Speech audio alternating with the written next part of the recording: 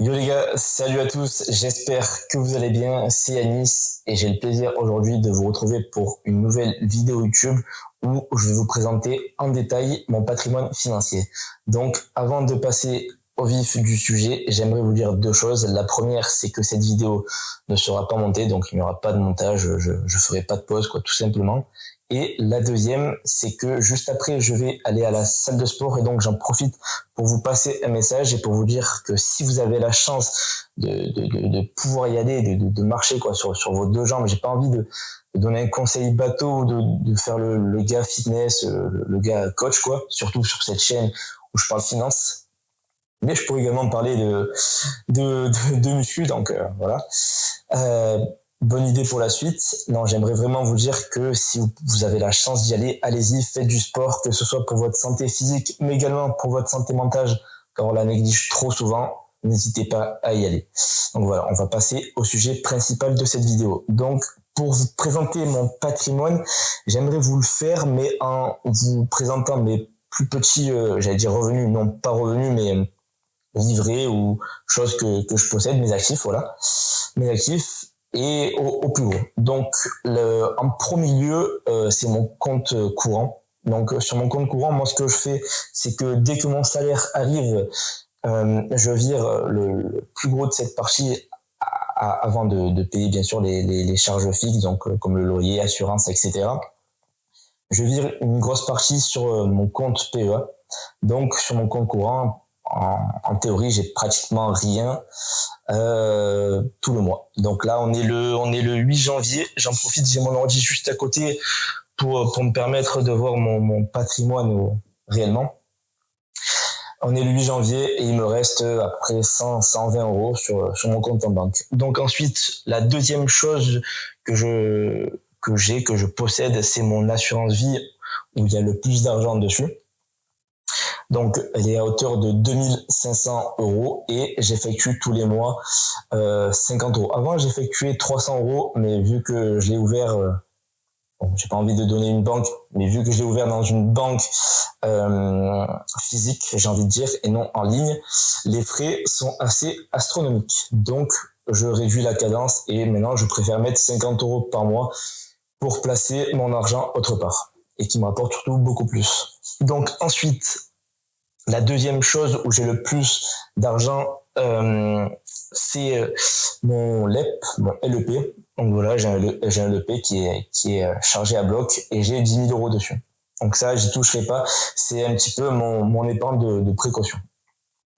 Ensuite, j'ai mes comptes crypto, donc tout la crypto que je possède. J'ai en tout 13 000, 14 000, c'est en train de varier en ce moment, 13 000 à 14 000 euros dessus.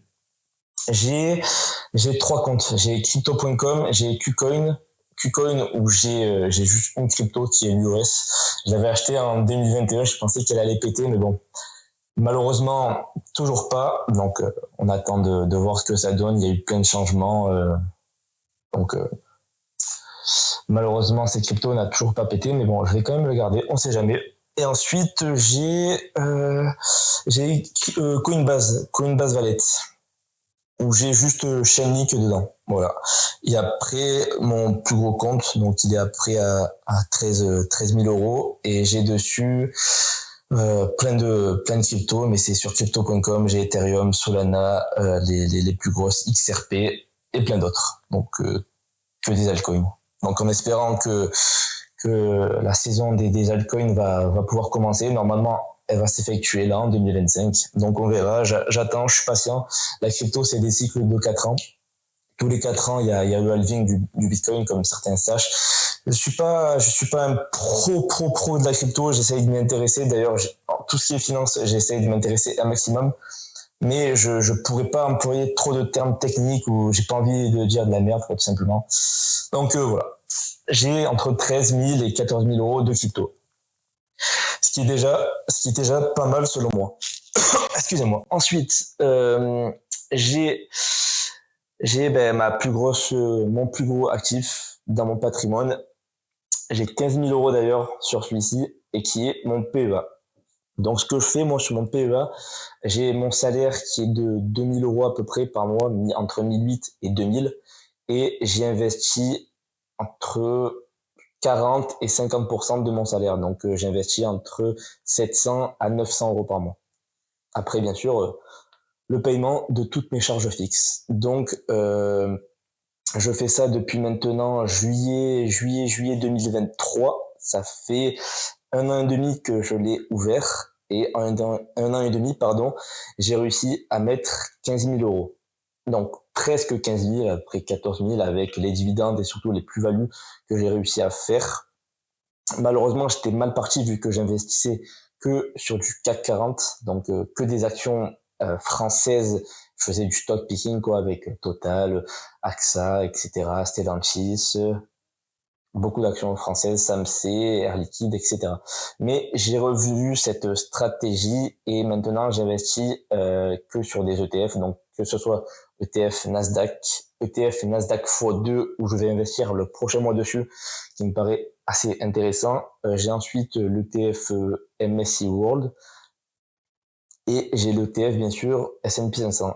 J'ai deux, comment on peut appeler ça? Je sais pas comment on appelle ça, donc là c'est comme si c'était du live, donc j'ai l'ETF Amundi et j'ai l'ETF BNP Paribas. Je sais pas si c'est des brokers, j'ai pas envie de dire des bêtises, donc voilà. Je sais pas comment on appelle ça, mais voilà, j'ai ces deux ETF pour le S&P 500.